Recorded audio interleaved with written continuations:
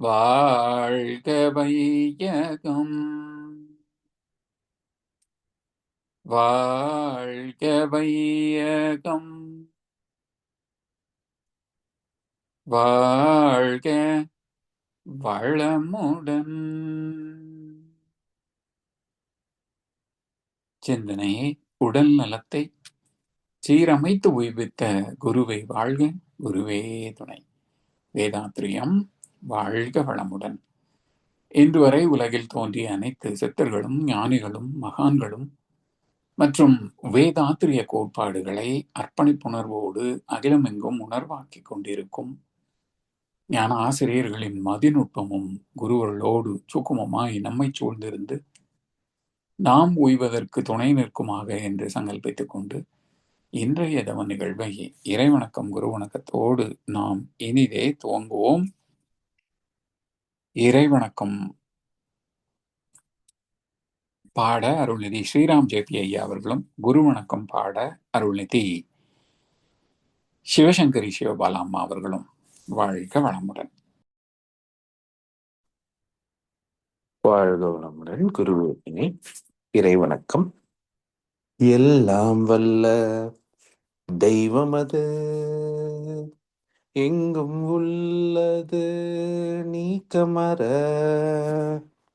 சொல்லால் மட்டும் நம்பாதே சுயமாய் சிந்தி தீர்த்தெளிவாய் வல்லாய் உடலில் இயக்கமவன் வாழ்வின் உயிரில் அறிவும் அவன் கல்லார் கற்றார் செயல் விளைவாய் காணும் இன்ப துன்பம் அவன் அவனின் இயக்கம் அணுவாற்றல் அணுவின் கூட்டு பக்குவம் நீ அவனில் தான் நீ உன்னிலவன் அவன் யார் நீ யார் பிரிவேது அவனை மறந்தால் நீ சிறியோன்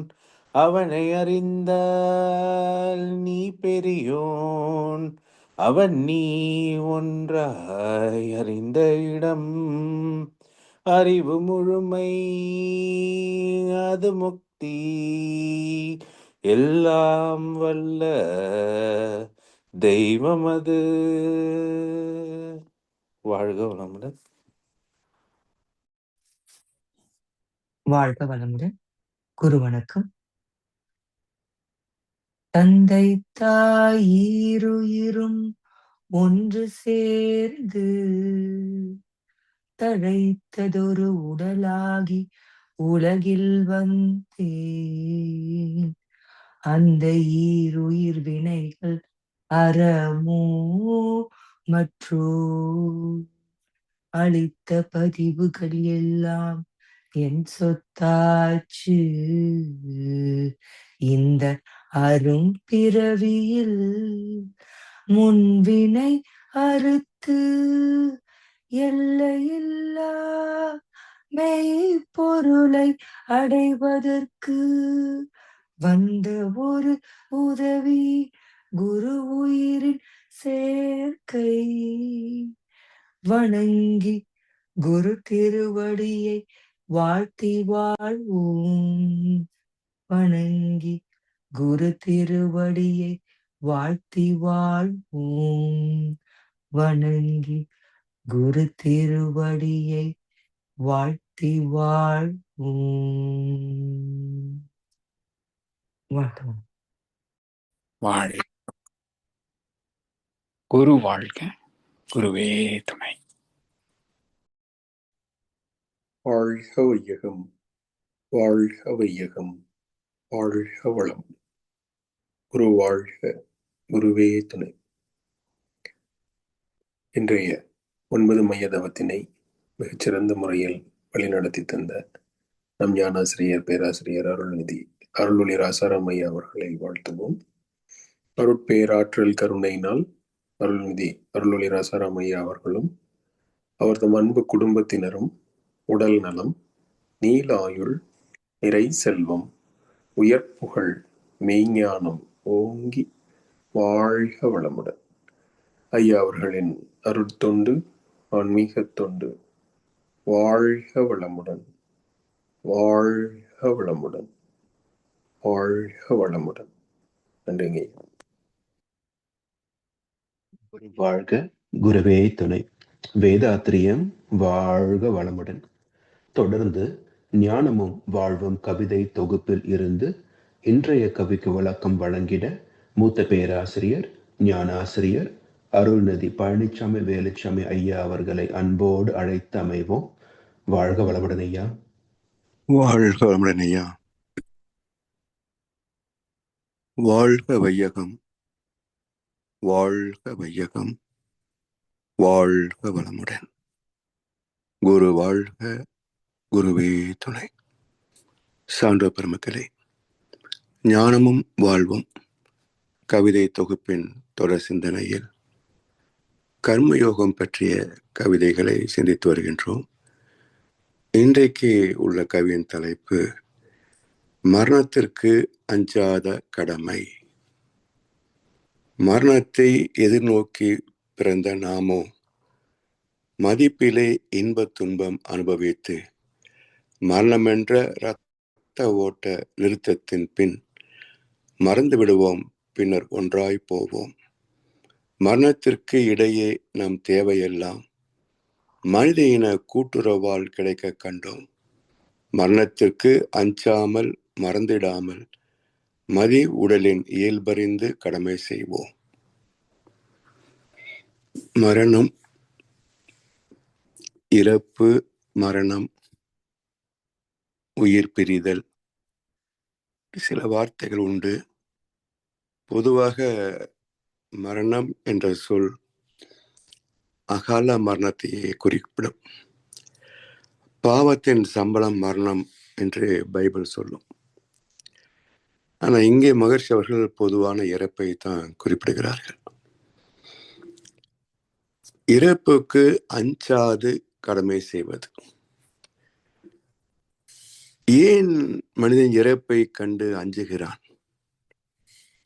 சில வீடுகளிலே சாவு என்ற வார்த்தையை சொல்லக்கூடாது, அமங்கலம் அப்படிம்பாங்க. அமங்கலத்துக்குள்ளேயே மங்களம் இருக்குல்ல. ஏன் இந்த மனோபாவம் அப்படின்னா, பற்றுதல். நாம போயிட்டா குடும்பத்தை யார் பார்த்துக்கிறது? இல்லை, இவ்வளவு பதவி செல்வம் சேர்த்து வச்சிருக்கிறோமே, இதெல்லாம் அனுபவிக்காமல் விட்டுவிட போவதா? இப்படி சில பற்றுதல்கள்.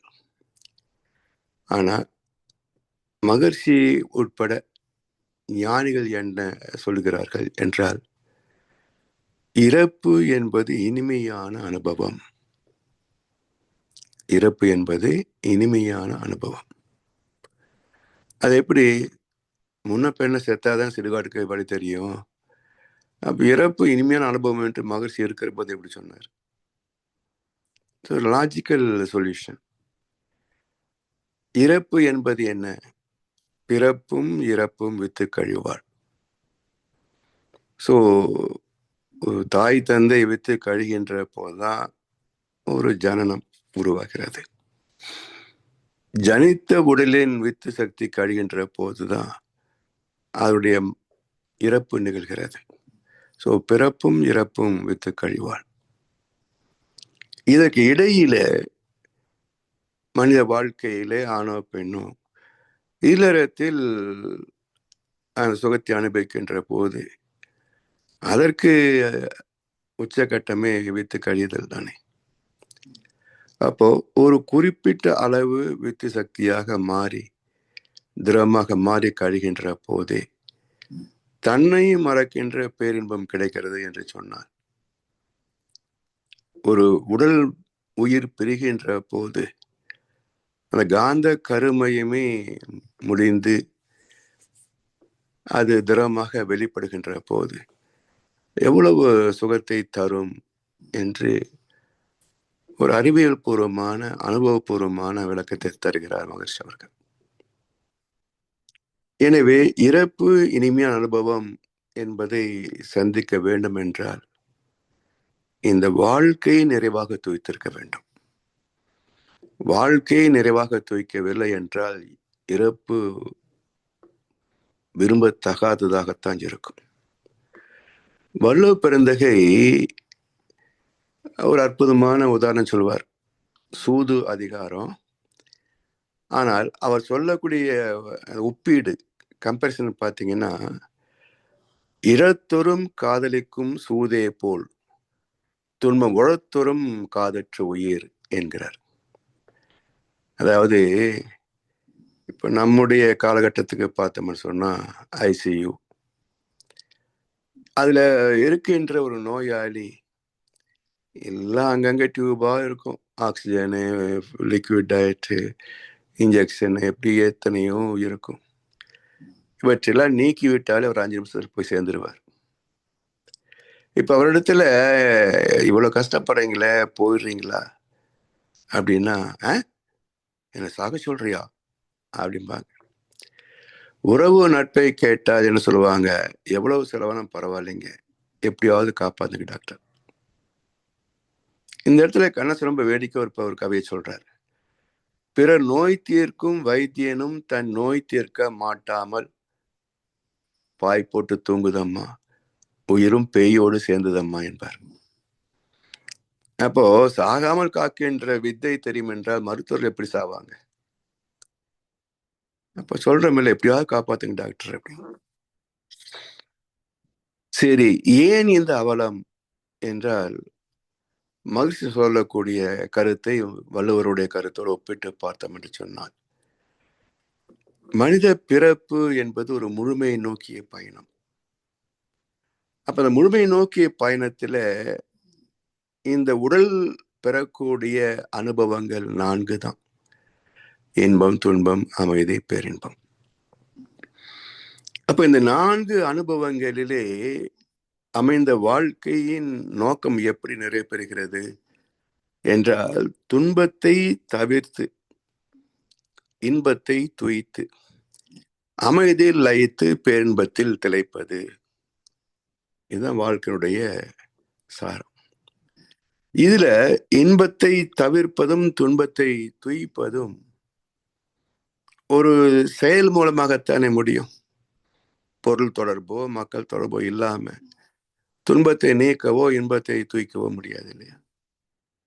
அப்ப பொருள் பற்று மக்கள் பற்றோடு மனம் சார்ந்த வாழ்க்கை இன்பத் துன்பத்திலே மாறி மாறி இருக்கும்.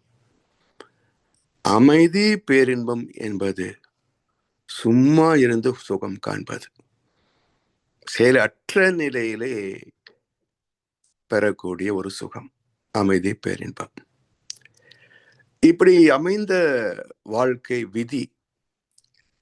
இதுல பொதுவா மக்களுடைய வாழ்க்கை என்பது எப்படி இருக்கிறது என்று சொன்னால், இன்பம் துன்பம், இன்பம் துன்பம், இன்பம் துன்பம்.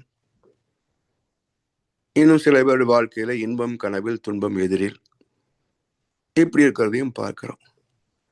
அமைதி என்பதை அவனால் அடையாளம் காணவோ அதை ரசிக்கவோ அதுல இன்னும் நிலைக்கலாம் என்ற ஆசையோ இருக்காது. ஒன்னும் இல்லாம ஒரு அமைதி இருந்து வச்சுங்களேன், அந்த அமைதிக்கு இந்த மக்கள் வைத்த பெயர் ஒரே போர் அடிக்குது. சோ அமைதிக்கு இவன் வைத்த பெயர் போர். அப்ப அமைதியை அடையாளம் காண்பதற்கே வாழ்க்கை பற்றிய ஒரு புரிதலுக்கான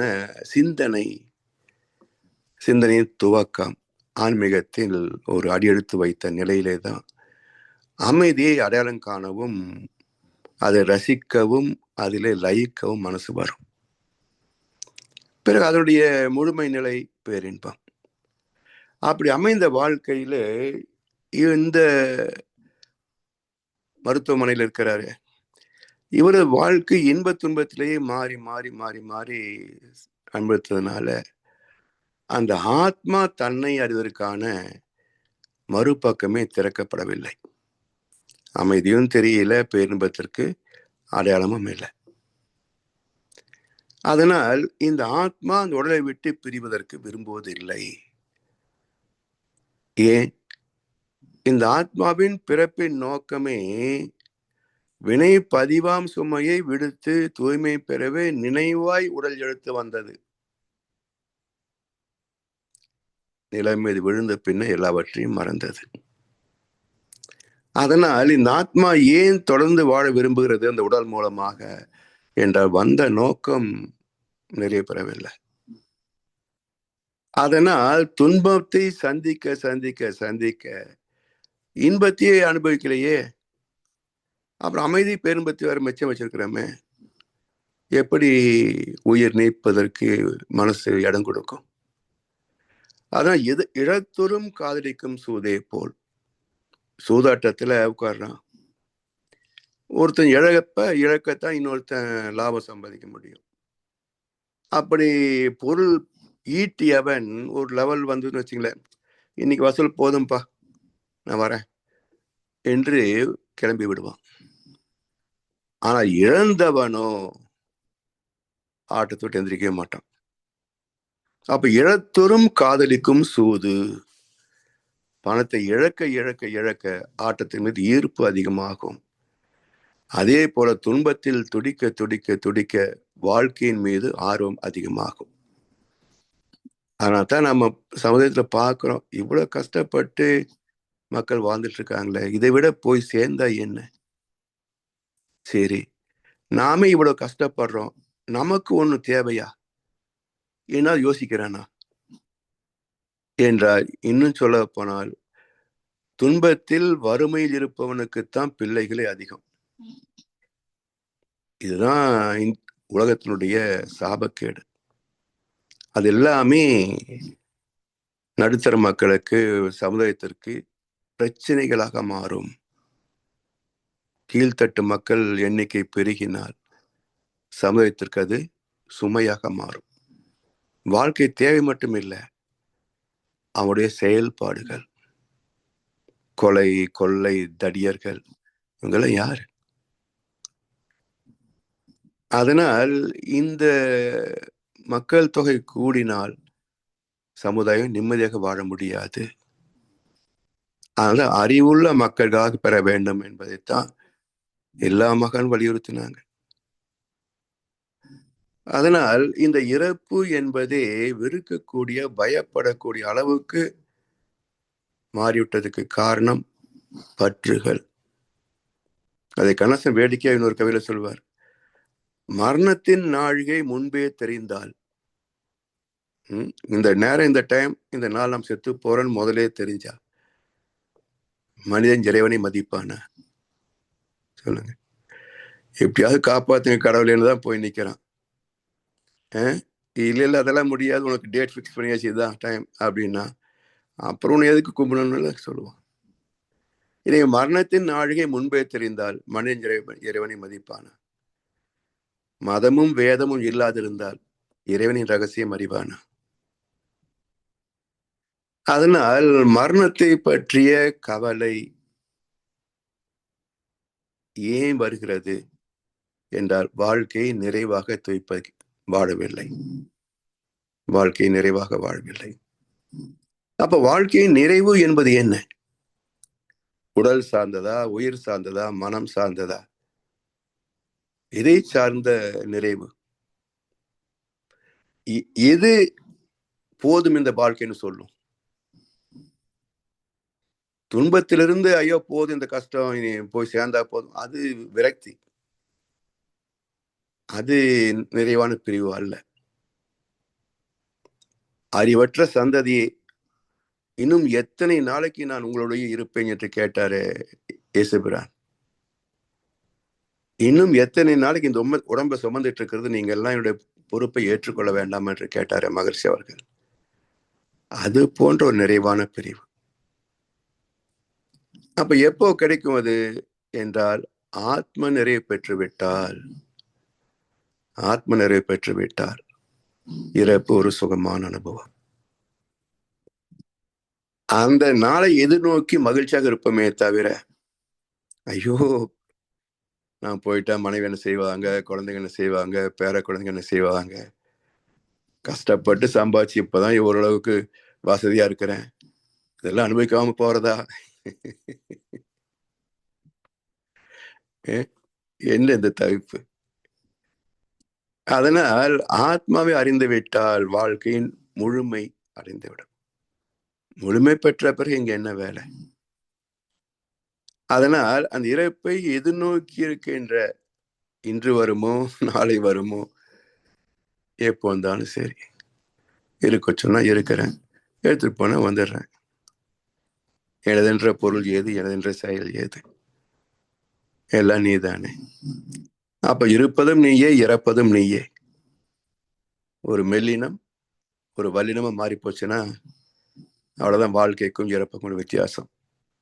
இருப்பது மெல்லினம் ரூ, இறப்பது வல்லின ரா.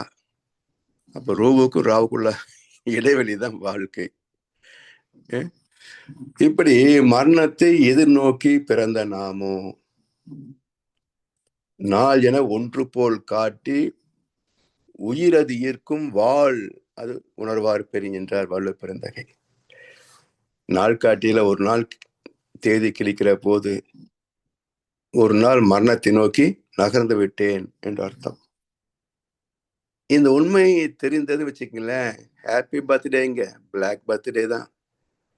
ஒரு வருஷம் போயிடுச்சு இல்ல, ஸோ மரணத்தை நோக்கி ஒரு வருஷம் முன்னேறி விட்டேன். அப்ப மரணத்தை விரும்பாதவர்கள் ஹாப்பி பர்த்டே எப்படி கொண்டாட முடியும் இல்லையா? எனவே மரணத்தை எதிர்நோக்கி பிறந்த நாமோ, சாமி ஒரு கவிதை, செத்து போகவே பிறந்து வாழும் மனித வாழ்வில் என்பார். பிறந்தது இறப்பதற்கு. அதனால் மரணத்தை எதிர்நோக்கி பிறந்த நாமோ மதிப்பிலே இன்ப துன்பம் அனுபவித்து, மதிப்பிலே இன்பம் அது வரவேற்கக்கூடியதாக, உயர்ந்ததாக, நேசிக்கத்தக்கதாக இருக்கிறது. அதுக்கு நேர் எதிராக துன்பத்தை வெறுக்கிறோம். அப்ப மதிப்பினிலே பிடித்தது பிடிக்காது என்று எடை போட்டு பார்க்கிறோமே, அந்த மதிப்பிலே இன்ப துன்பம் அனுபவித்து மரணம் என்ற இரத்த ஓட்ட நிறுத்தத்தின் பின், மரணம் என்ற இரத்த ஓட்ட நிறுத்தம், பிரெயின் டெத்னு இப்போ சயின்ஸ்ல சொல்லுவாங்க. இப்ப காலன் வரும் முன்னே கண் பஞ்ச் அடைய முன்னே பால் உன் கடைவாய் விழும் முன்னே மேல் விருந்தை உற்றார் அழு முன்னே ஓரா சுடு முன்னே குற்றாலத்தானையே கூறு என்பார் பட்டினத்தார். அப்ப இறப்பு எப்படி வரும் என்றால், கடன் முறை பேசும் என உரை நாவும் உணர்வு விழுந்து கை கொண்டு மொழிந்து, இதெல்லாம் அந்த மரண தருவாயிலே நாம் பார்க்கக்கூடிய நிகழ்வுகள். வாய் பேசாது, கை மட்டும் அசையும்.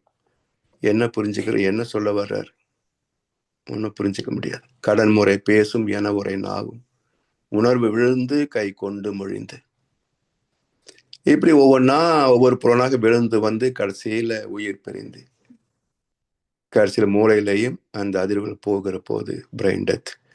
அதுக்கு மேல முயற்சி செய்ய முடியாது.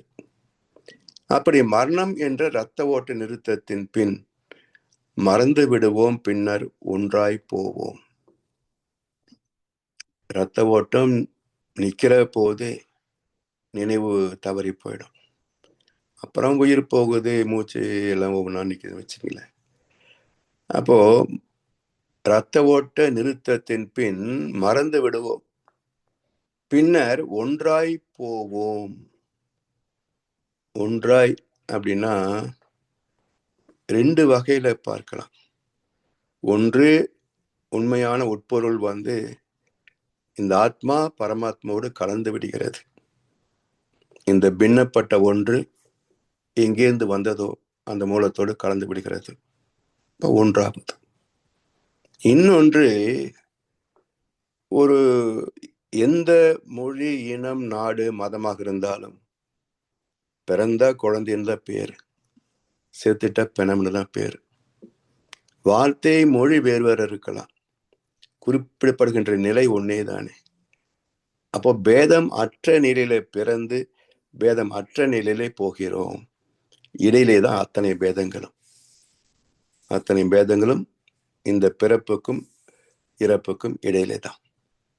அதனால் இது குழந்தை எல்லா நிலையிலையும், இது பிணம். இப்போ எல்லாம் ஒன்றாய் போயிட்டோம். இப்போ அவன் எந்த மதம்னு கேட்க மாட்டாங்க, என்ன குலம், கோத்திரம், நாடு, மொழி கேட்க மாட்டாங்க. பிணத்தை எப்போ எடுப்பாங்கன்னு கேட்பாங்க. இதுதான் வாழ்க்கை. மரணத்திற்கு இடையே நம் தேவையெல்லாம், பிறப்புக்கும் இறப்புக்கும் இடையே நம் தேவையெல்லாம் மனித இன கூட்டுறவால் கிடைக்க கண்டோம். அதாவது ஒரு ஒரு குழந்தையின் பிறப்புக்கு தாய் தந்தை காரணம். ஆனால் அந்த பிரசவம் சுகப்பிரசவமாக நடக்க வேண்டும் என்றால் ஒரு மருத்துவமனை, மருத்துவர், தாதியர், சில சமயங்களில் மருந்து, மாத்திரைகள் இதெல்லாம் ஒன்று சேர்ந்து உதவுகின்ற போதுதான் ஒரு சுகப்பிரசவம் சாத்தியமாகிறது. அப்ப பிறக்கின்ற போதே சமுதாயத்தின் துணையோடு தான் பிறக்கிறோம். சரி, வாழ்கின்ற காலத்துல எத்தனை தேவைகள், எத்தனை ஆசா பாசங்கள் எல்லாம் இன்னொரு வைத்துத்தானே பெறுகிறோம். நம்முடைய தேவைகள் அனைத்தையும் நாமே நிறைவு செய்ய முடியுமா? இல்ல. சரி, கடைசியில போயிட்டோம். அந்த குழி வெட்டுறது யாரு? வாழ்கின்ற போது குழி வெட்டுவான் சொந்தக்காரங்க, மற்றவர்கள். ஆனா செத்ததுக்கு அப்புறம் குழி வெட்டுறது யாரு? உறவும் இல்லை, நட்பும் இல்லை. சரி, எலக்ட்ரிக் கிரிமேஷன், அதுல பட்டன் தட்டுறது யாரு? உறவும் இல்லை, நட்பும் இல்லை. அப்போ சமுதாயத்தில் கடைசி நம்மை புதைக்கின்ற போதும் இந்த சமுதாயத்தில் ஒரு உறுப்பினரோ சில பேர் சேர்ந்துதான் இந்த உடல் பயணத்தை முடித்து வைக்கிறார்கள். எனவே பிறப்பு முதல் இறப்பு வரைக்கும் சமுதாயத்தின் தொடர்பில்லாமல் தனி மனித வாழ்க்கையே கிடையாது. சரி, எல்லாம் வாங்கி வாங்கி நல்லா சுகமா வாழ்ந்துட்டோம். என்ன செய்தோம் இந்த சமுதாயத்திற்கு? கஷ்டப்பட்டு ஓட்டு வாங்கி ஜெயிச்சுட்டு வந்துட்டோம். இந்த நாள் என்னை நம்பி ஓட்டு போட்ட மக்களுக்கு என்ன நன்மை செய்தேன் என்று நினைத்து பார்க்கக்கூடிய ஒரு அறிவு எந்த அரசியல்வாதிக்காவது இருக்கா? எப்படியோ சொல்லி ஏமாத்தி ஓட்டு வாங்கி வந்துட்டேன். என்னை நம்பி ஓட்டு போட்ட மக்களுக்கு இந்த நாள் ஒரு சனமாவது என்ன நன்மை செய்தேன் அப்படின்னு யாரோ யோசிக்கிறாங்களா? யோசிச்சுட்டா ஆட்சி நல்லா வச்சுன்னு அர்த்தம்.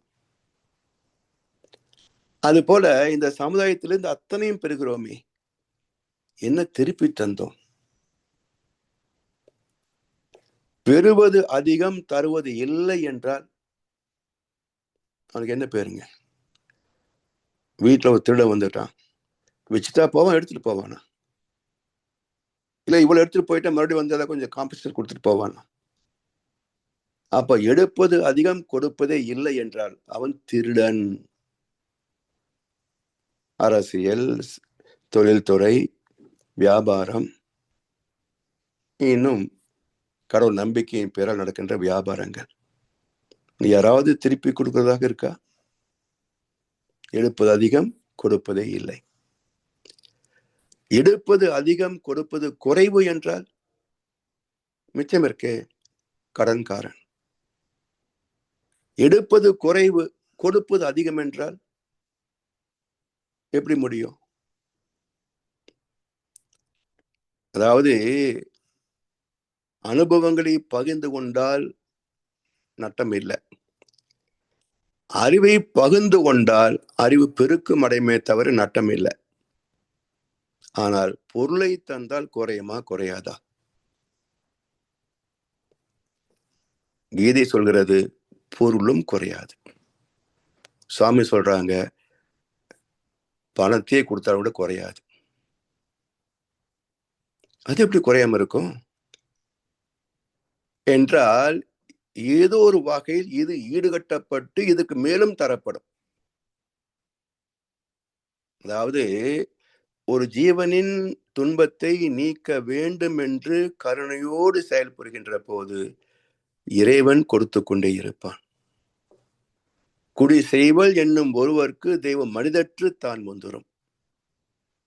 உதாரணம் கர்ணன். அஞ்சாதே, உனக்கு முன்னால் என்னுடைய சமூகம் செல்லும், உனக்கு என்ன தேவையோ அது அங்க நிற்கும் இயேசுபிரான். இப்படி மகான்களின் வாக்குக்கு உதாரணமாக வாழ்ந்து காட்டியவன் கர்ணன். அங்க தேசத்துக்கு கஜானா வச்சுட்டே கடைசி வரைக்கும் கொடுத்திருக்க முடியுமா? அப்போ பொருளை கொடுத்தாலும் வளரும், பொருளை கொடுத்தாலும் வளரும். இதுல ஒரு கசப்பான அனுபவம். மகிழ்ச்சியிடத்துல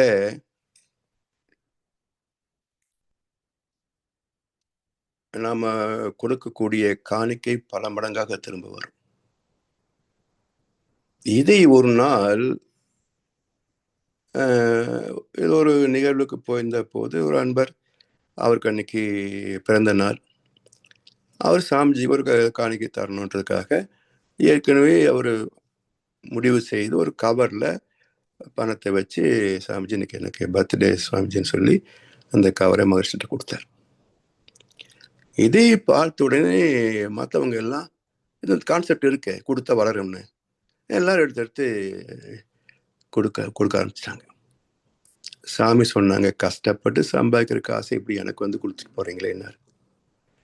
ஒரு அம்மா சும்மா இருக்காம, சாமிஜி உங்களுக்கு கொடுத்தா எங்களுக்கு வளரும் சாமிஜின்னாங்க. சாமி சொன்னாங்க, ஓஹோ அப்ப வளர்றதுனால தான் கொடுக்குறீங்களா அப்படின்னாரு. என்ன ஒரு வழி பாருங்க, நொந்து நூலாயிட்டோம். என்ன ஒரு பக்குவம், இது சொல்லக்கூடிய வார்த்தையாகுது. மகிழ்ச்சி அப்போ பெருகிறது வருவதனால தான் கொடுக்குறீங்களான்னாரு. அதனால பொருளும் தந்தால் வளரும், ஆனால் அதுவாக மாறாமல், இப்படி அவங்க அம்மா சொன்னாங்களே சாமி கொடுத்தா நமக்கு வரும்னு, அப்படி எதிர்பார்த்து கொடுத்தால் பிச்சைக்காரன் ஆகும், பொருள் வராது. எனவே எடுப்பது குறைவு கொடுப்பது அதிகம் என்றால் அது கர்ணன் போல. எடுப்பதே இல்லை கொடுப்பது மட்டுமே என்றால் அவன் இறைவன். நம்ம என்ன எடுத்துக்கிறான்? கொடுக்கறது மட்டும்தான். அப்போ அந்த நாளையும் கடந்து திருடன், கடன்காரன், கர்ணன், இறைவன், இந்த 4 நிலைகளை தவிர்த்த ஒன்று இருக்கிறதே, எடுத்தும் கொடுத்தும் வாழ்பவனே மனிதன். ஈத்து உவக்கும் இன்பம் அறியார்கொள். அப்ப மனித வாழ்க்கை என்பதே ஈத்து உவக்கும் இன்பம் அறிதல். அதனால் மனித இன கூட்டுறவால் கிடைக்க கண்டோம் மரணத்திற்கு அஞ்சாமல் மறந்திடாமல். ஒவ்வொரு நாளும் இந்த மற்ற தத்துவங்கள் எல்லாமே வாழ்க்கை என்பது வாழ்வதற்கே, லைஃப் இஸ் டு லிவ், அந்த அடிப்படையில உள்ள சித்தாந்தங்கள்.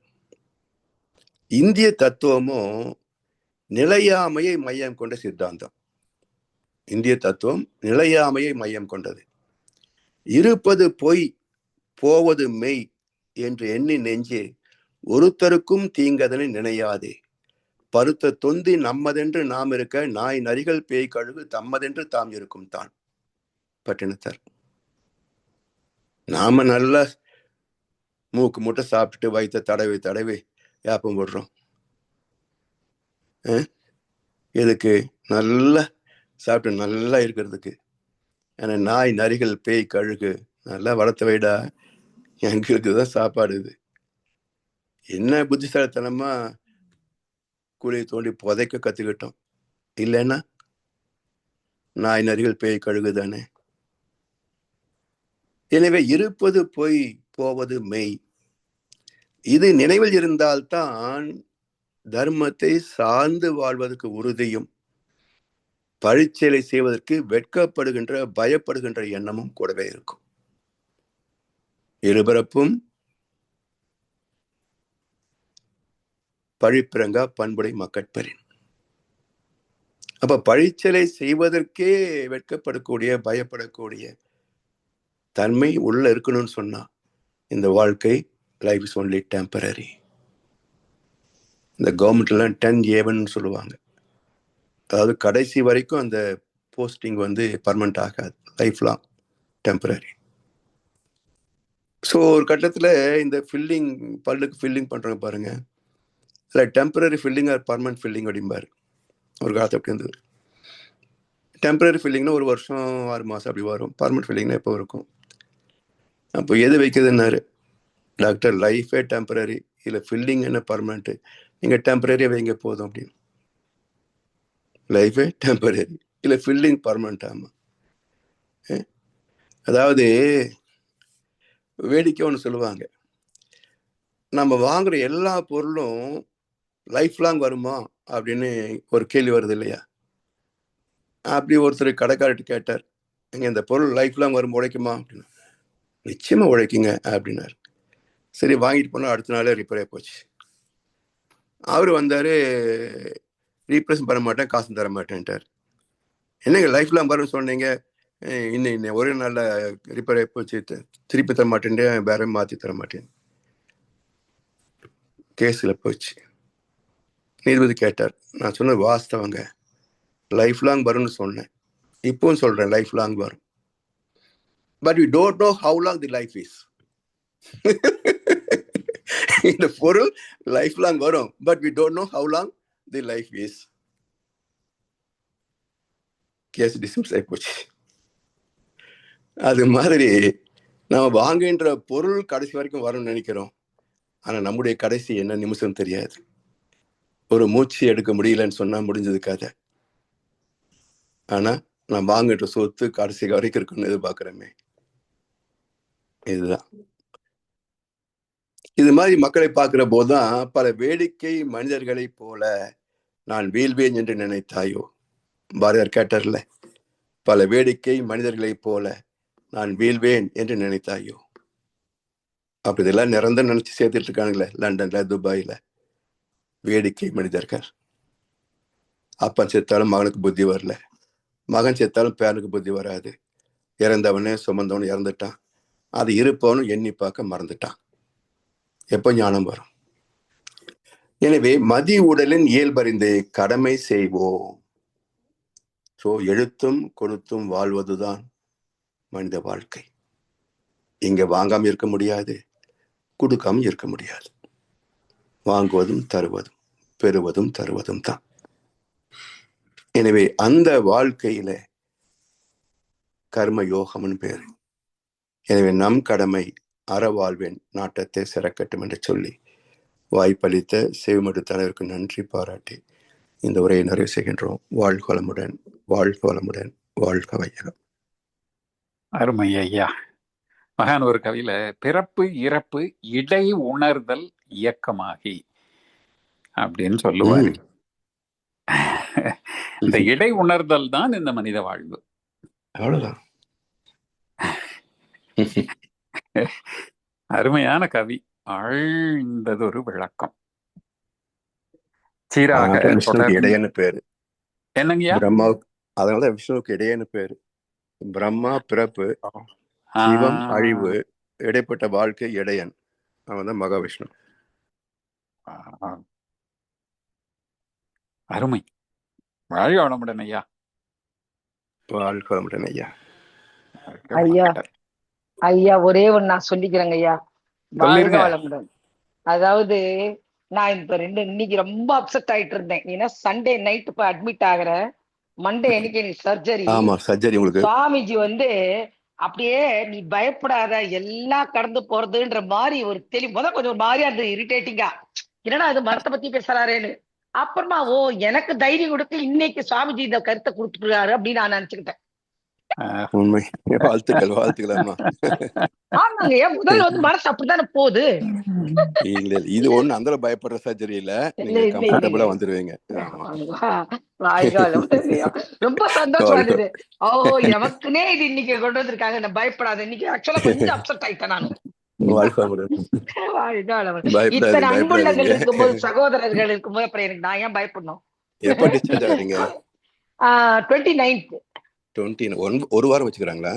இல்ல இல்ல, அதாவது நைட்டு சண்டே வாழ்க நைட் வளமுடன். அட்மிட் ஆக சொல்லிட்டாங்க. மண்டே ஆமா, ஏர்லி மார்னிங்கே ஆபரேஷன் 6 o'clock மார்னிங்.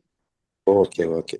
அது சரி. வந்துட்டு அது எப்படி இருக்கும்ன்ற தெரியல. 5 நாள்ல சொன்னாங்க. சரி, ஆ, அக்னி நட்சத்திரம் முடிஞ்சா வரட்டும், பரவாயில்ல, வீட்டுக்கு வரேன். பரவாயில்ல. அதுக்கு இதுக்கு ஒண்ணும் சம்மந்தம்.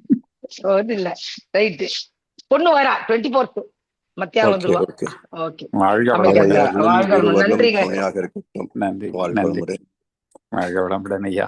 சீராக தொடர்ந்து விளக்கங்கள் மகான் கவிகளுக்கு வழங்கி நம்மை வழி நடத்தி கொண்டிருக்கும் மூத்த பேராசிரியர் ஞானாசிரியர் அருள்நிதி பழனிசாமி வேல்சாமி ஐயா அவர்களும் அவர்தம் அன்பு குடும்பத்தினரும் அருட்பேராற்றல் கருணையினால் உடல் நலம், நீளாயுள், நிறை செல்வம், உயர் புகழ், மெய்ஞானம் ஓங்கி வாழ்க வளமுடன், வாழ்க வளமுடன், வாழ்க வளமுடன். பாடல்கள் பாடி நிறைவு செய்யும் தருணம். வேதாத்திரிய பாடல் பாட அருள்நிதி ஹேமமாலினி அம்மா அவர்களும், பிரம்மஞான கவி பாட அருள்நிதி ராதா ரவிச்சந்திரன் அம்மா அவர்களும், உலக நல வாழ்த்து பாட அருள்நிதி நீமா சுரேஷ்குமார் அம்மா அவர்களும் வாழ்க வளமுடன். வாழ்க வளமுடன்.